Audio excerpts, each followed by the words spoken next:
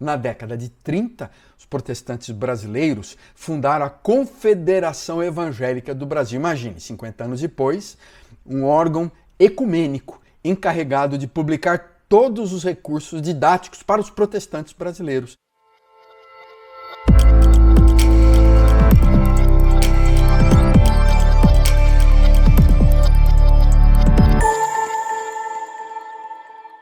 Então, depois de 50 anos simplesmente usando a Confissão de Fé de Westminster, esses valores dos catecismos de Westminster e outras confissões protestantes, essa SEB chamada Confederação Evangélica do Brasil substituiu a teologia calvinista trazida pelos missionários por uma teologia que eles chamavam mais ou menos homogênea para todas as denominações evangélicas brasileiras, baseadas no revivalismo, nesse avivamento americano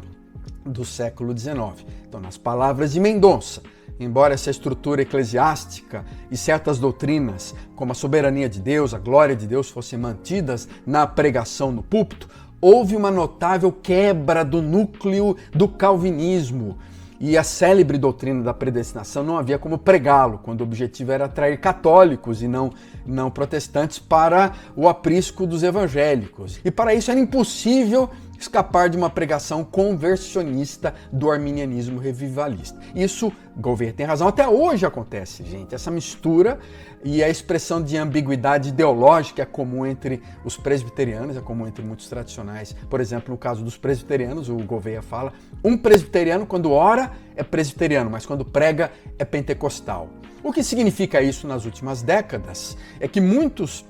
se esqueceram das disputas, das diferenças doutrinárias e se dedicaram à evangelização do povo brasileiro, baseado num apelo pessoal, num convite à conversão bem superficial, simplesmente sair da sua igreja de origem, vir para a igreja, aceitar Jesus, e o núcleo dessa pregação era muito mais no sentido teológico arminiano, a universalidade da graça justificadora de Deus para todos, a expiação universal, o livre-arbítrio para aceitar ou rejeitar a salvação, as infinitas possibilidades do perfeccionismo, da participação do envolvimento humano. Embora nós preguemos, por um lado, em alguns grupos tradicionais, falem sobre os dogmas e creiam e pensem, na prática, o resultado foi um protestantismo, foi um evangelicalismo uniformemente muito mais arminiano, revivalista, avivalista, pietista, que mantém o sistema, às vezes, calvinista, doutrinário, teológico, restrito, à última fortaleza, as catedrais dos seminários ou alguns grupos específicos do mundo evangélico brasileiro. A doutrina da justificação pela fé, que é muito importante para todos os evangélicos, ser justificado pela graça, pela fé, se torna um discurso dogmático, aceito intelectualmente. Na prática, no entanto, a vida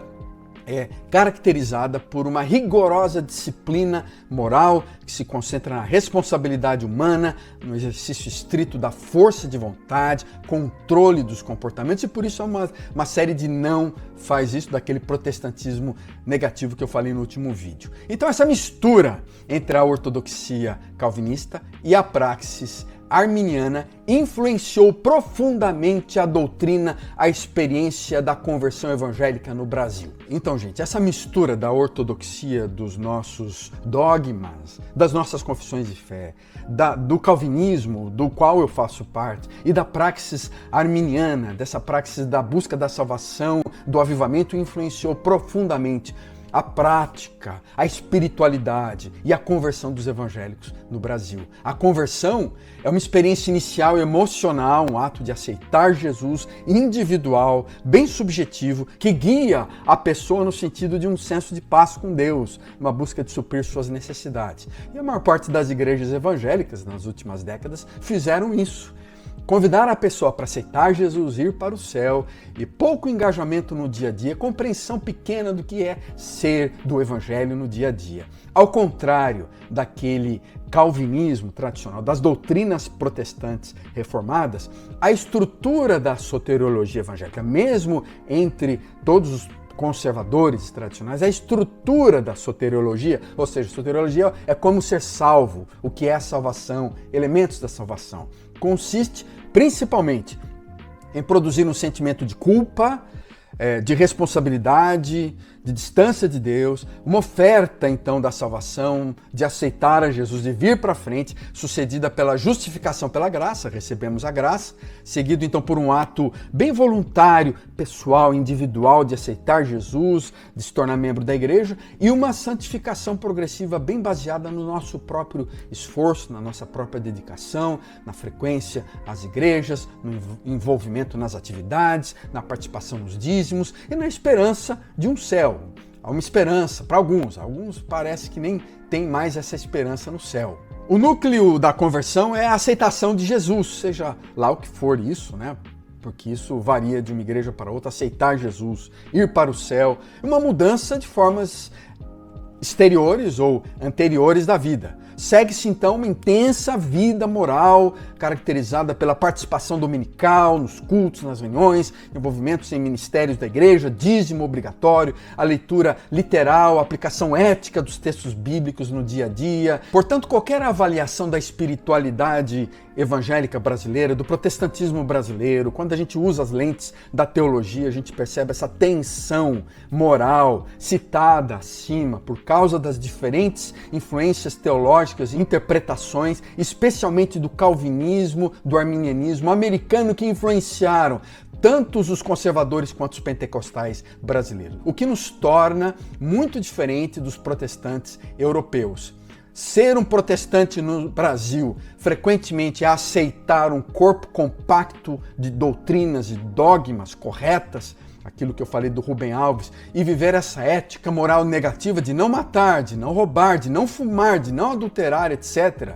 E a salvação só pode ser alcançada por aqueles que são aceitos numa igreja local, permanecem fiéis a esses dogmas, a uma denominação evangélica, e ao rejeitar a cultura brasileira, a cultura que vem dessa origem católica, porque os católicos não são verdadeiramente crentes para os evangélicos, pelo menos para a maioria deles, essa narrativa puritana, pietista americana, de uma concepção de salvação fortemente individualista, conversionista, subjetiva, afetou fortemente a nossa vida cristã.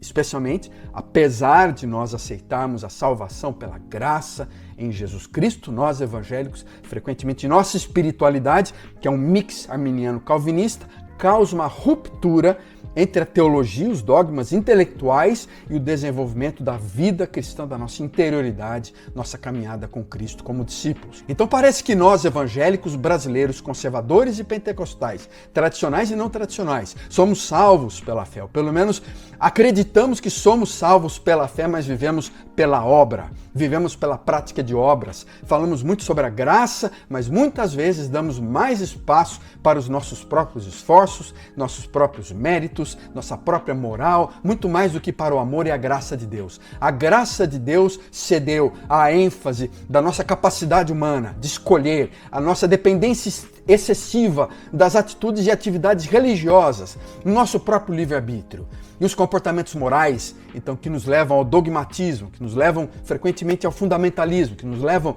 ao conservadorismo. Esses comportamentos morais se tornam central para a fé de milhões de cristãos, milhões de evangélicos protestantes, e são muito mais visíveis, muito mais importantes do que experimentar a graça, a presença, a vitalidade, a energia da pessoa de Jesus Cristo dentro de nós. E a vida cristã, diferentemente então do Evangelho de Jesus, situa-se num plano muito mais ético, rigoroso e radical.